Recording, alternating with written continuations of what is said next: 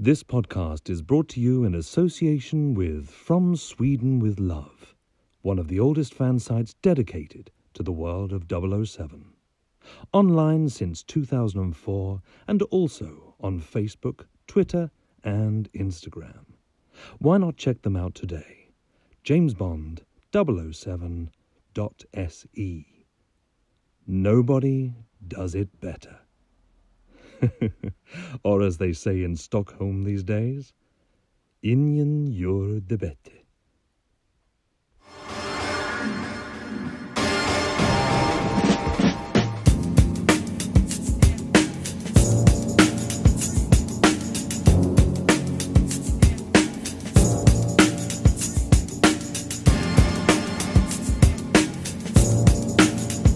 Every film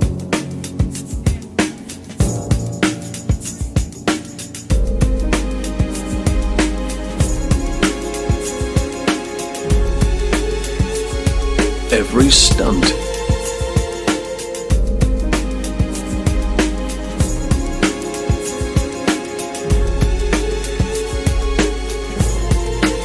every story,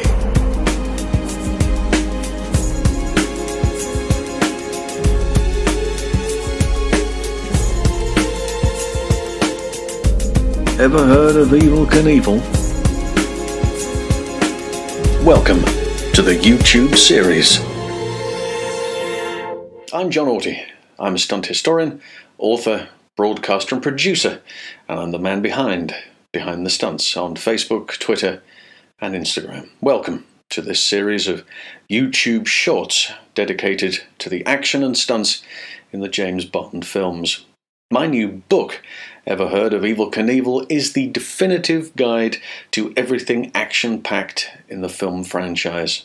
The coordinators, the stories behind these incredible moments, all captured on film.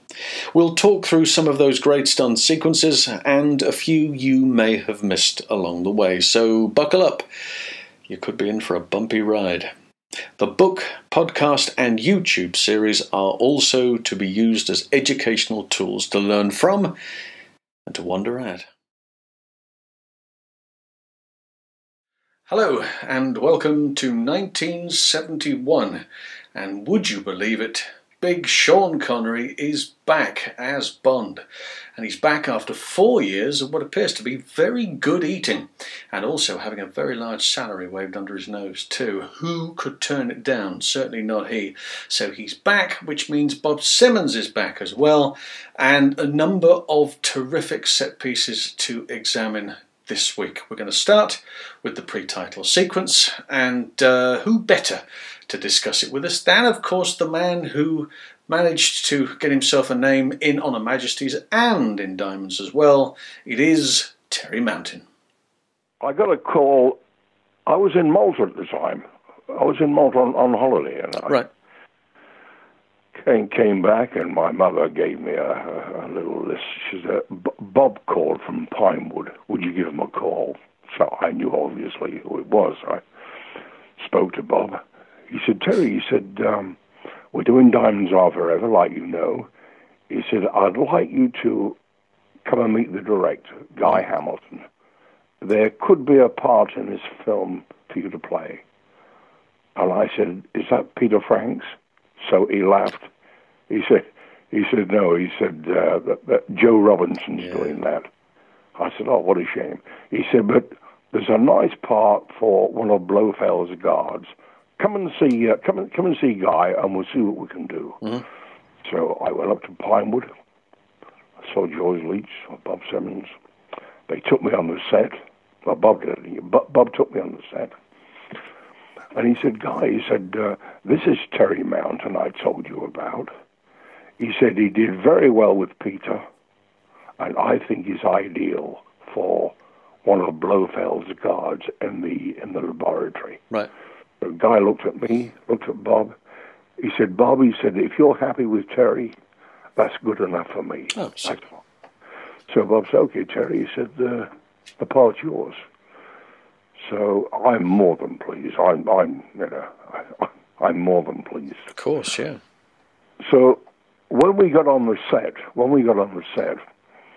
They measured me for a steel plate, a steel waistcoat. Oh, yes. Caught on the outside. So when 007 threw the darts, the knives at me, the scalpels at me, Yep. they would come through a catapult, back of the camera, stick into the cork, they would cut the wire, and I would react to the knives going in me. Yep. And before we did that, a guy called George Cooper, a very, very good stuntman. Oh, lovely man, yeah. Very fit, a very fit stuntman. Yeah. An old pal of mine from way back. We'd done a few things over the years. And Guy said to George, he said, say this after me. So Guy said, hold it. Get your hands up. So George had one of those nice, soft Cockney accents. And Yes, George he said, had. hold it. Get your hands up. So Guy said, oh, that's terrific, George. That's great. He said, Terry, he said, I want you to say the same thing, but as loud as you can. Hold it. I said, can I walk into it, Guy? Can I turn around and walk into it? Mm-hmm. He said, yeah. He said, let me see what you can do. Let's hear it. So I turned around, and I turned into the mic, yeah. And as loud as I could, I said, hold it. Get your hands up. And John, the whole of the set stopped. You could have heard a pin drop. They all had their hands up. Well, yeah, Sean turned around very quickly. What the sucker does that? So Guy said to me, he said, Terry, he said, you can do the dialogue. Nice. That's terrific. That's what I wanted anyway. But and then it worked. And then we did the introduction. George and myself with Charles Gray, who walked onto the set. Right. And well, that was a week's work. It took a week to film that, right? It was a week's work. Wow. Yeah, because there's quite a lot going on in that pre-title. I mean, there's your scuffle, you and George scuffling there, and then of course there's Bill Morgan being submerged below all of that gunk and goo. Wasn't Bill terrific? Good Lord, yeah. I've seen that scene numerous times, and Bill was acting when he went under the mud. Yeah. And 007 pulled him out. There wasn't one bubble on his nose. No. And when he let him go again, and he just there was no bubbles there. Was a tremendous actor, tremendous player. There's no panic at all, was there? He was just very cool, very calm. Yeah. And I'd like to tell you about Blofeld's double. That he was doubled by Chris Webb. Chris Webb, yeah. Another very good stunt boy. Mm. And when Chris was doubling Blofeld, and Blofeld was strapped on that surgical stretcher, yes, and pushed into that rice pudding. Indeed. I couldn't have done that stunt. I just couldn't have done it. To be tied down, pushed into that potato, and waiting for the prop boys to pull me out. Yeah. Now, I'm afraid my claustrophobic attitude it wouldn't let me do that. It takes a lot, because he's got a mask on, hasn't he, as well? So he's wearing a mask and, being pushed in there as well. On the stretcher, it's an extraordinary thing to be able to do. And I guess you go through it in your mind and think, well, if I was in his position, this is what I'd do. But to be in that position is an extraordinary thing, and he's very. Again, there's some outtakes towards the end of. I've seen some outtakes of the gurney going in, and he kind of just manages to presumably get a foot on the floor, and then somebody comes in directly after it and pulls him out and gets the mask off his head. Wow. It's very cool though. Braver than me, that's for sure. So you're driving through Las Vegas at night with a pretty girl in the car, and you get stopped by the police. What do? Well, if you're James Bond, you drive away as quickly as possible, trying to avoid capture. The vehicle stunt arranger was Kerry Lofton, a genius behind the wheel and just the man to look after a mass car chase through a built-up area. He was the guy driving the truck in Jewel, if you remember, and the guy who drove Herbie in Love Bug and Goes Bananas, plus 300 other credits. He brought all the right people to drive the lead cars. Richard Butler, doubling Connery, and Bob Heron and Victor Paul in the chasing police cars. But a couple of stunts required two different drivers, as we'll see here. So partway through the car chase, and here's the collisions. Now, the car is being driven by stuntman Bill Hickman. Bill Hickman, you may remember from Bullet. He was the car that Steve McQueen was chasing. Primarily, he's been asked to do this because he's the only one who's put his hand up and said, I'll do it. And it's really clever, too. Look, he's got to come over the top of the ramp, and he's just got to clip the cars on the way past. He's not landing in it, and there's no ramp at the end of that. He's just delicately doing it. And then he's asked to do it again for real, where he lands right in the middle of it. And then, of course, we've got the alleyway sequence, which, of course, has probably gone down in history now for that bizarre little thing in the middle. This is stuntman Buzz Bundy, and I'm using the outtake footage here, which is why the colour looks peculiar. So he turns up and he says, right, here I go, and he comes in, lean over, up he goes, and there he goes beautifully. That's his wife, incidentally, Bobby, who's next to him. Darling, come with me, let's go out for the evening. We're going to put the car on two wheels. So he goes through the alleyway, and Kerry Lofton, who's driving the police car, turns it over. Well, what about coming out? Well, he wasn't asked to. He was only asked to drive in. When they did get round to filming the scene, Buzz wasn't available, so they managed to get hold of a French stunt driving team. Now, their top man, Henri Gauguin, did drive out onto the street on the same set of wheels that Buzz had gone in, but only after 24 hours of intensive practice.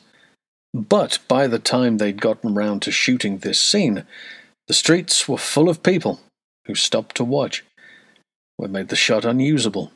So they left it another day or so, and then let Henri drive out on the other set of wheels, the passenger side. Also, bear in mind that, as rule of thumb, when you see a car on two wheels, if the driver, if it's a left-hand side vehicle, a left-hand drive vehicle, and the driver is in the air, it is an American driver. That's often the situation. And subsequently, as we found in this particular sequence here, if the stunt driver is on the ground and the wheels are up, it's a French stunt driver. They have a physical bias and natural ability. It makes it easier for them to do it that way. They prefer to drive. French drivers prefer to drive with the driving wheels down and the rest of the car up, as opposed to the American guys who like to be up in the air and the passenger side down. Well, Buzz will now tell you all about it. Actually, Diamonds Are Forever, going through that alley. They built the alley for me, and it was 6 foot wide. And they asked me if I could, you know, go through it. And I believed I could without touching either side. And so I did. I went through it, and then they couldn't believe it. And matter of fact, the producer, Albert Broccoli, he said to me, he said, you think you can do that again? I said, why not? And so I just went through it again, and he was amazed. And it went very good. Yeah. Well, when you're up on two wheels, driver's side up, you're only driving with one hand, so you have to hold yourself up with your other hand. Now, the old cars used to have a wing window, which you could grab a hold of and hold you from falling over in the seat, because you only use a lap belt. So I've made this little handhold and different ones for different cars, just something to hold on to. But it's what I call a pacifier.